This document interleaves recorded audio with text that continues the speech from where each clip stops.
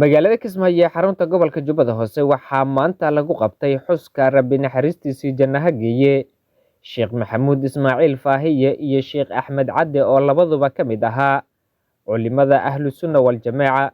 xuska labada sheekh ayaa waxaa ka soo qayb galay isla markaasina banaanbax digri ah u sameeyay dariiqooyinka kala duwan ee ku sugan magaalada Kismaayo.